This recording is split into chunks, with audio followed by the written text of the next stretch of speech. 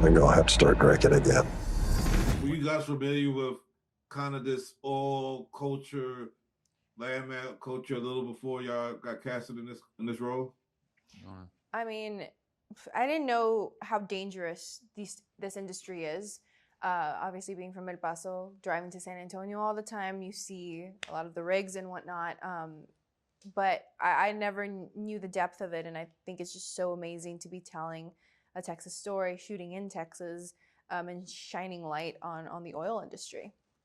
Yeah, I mean, being from Arkansas, you know, there's really only two things, and it's funny. I'll say it on here.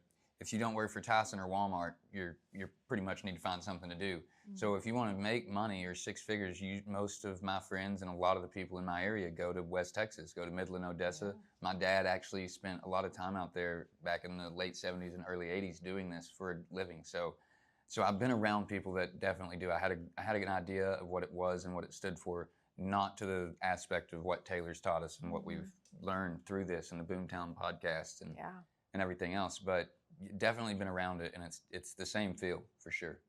Yeah.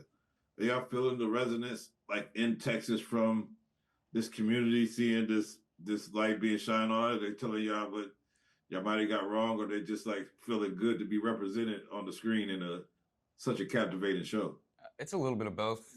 People don't like the wrench that we had wrong last year. I think that's the one thing. Everything else is so positive. I think that it's something that they see themselves in TV, and I think that's something that's so crazy and really so cool to be able to see yourself in that light. And then I think it's really cool for the people that work in this industry. It's been demonized to an aspect for a while, and to let people see that there's a reason we do this, and the world wouldn't be turning if we weren't pumping this stuff out of the ground to fuel the cars, to the airplanes, to make these monitors, to have these chairs, carpets. Like, it all relies on petroleum. So it impacts everybody's lives, all of our lives. 500 barrels a day, every day for the next 2 years, before we even put a pump on it. Is that a lot? Well, we'll opened at 78.23 times 5. That's 39,000 and change a day, every day. 75% of that's ours. That's 29,000 a day, 880,000 a month, $10 million a year. It's ours. Hey, look at that. See that? Yeah. That's the next one. So, this is the dream. This is the dream. You did it. I did it for you.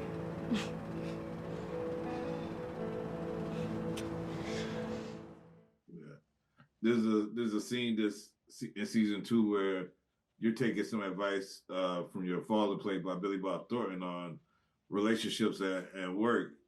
How accurate do both of you think that is? Is that in that situation, you just need to shut up and just listen to the woman, what she has to say, and then try to make what she said, come to light? How accurate is that? I think that's a great basis to start on. What you Pauline? Oh yeah, that was it. I mean, there's something so powerful of the man coming into a relationship and really fighting for it. I think that's where it all starts, and that is definitely Cooper. And I do believe that after that, the woman, I mean, behind every great man is a powerful woman, and so I do believe that you gotta listen to, especially if you're Latina. You gotta listen. My mom definitely whipped my dad into shape for sure. So definitely. Well, I love seeing the show. I love like the different levels of it and how your young relationship kind of represents that level. And it's a great show for everybody to dig into and learn a lot more about people that they might not have known how they're living. So thanks for your portrayals. Can't wait to see whatever y'all do on the screen. From here on in, I'll be a fan and I'll be supporting you guys. Thank you. Thank you so very much. much.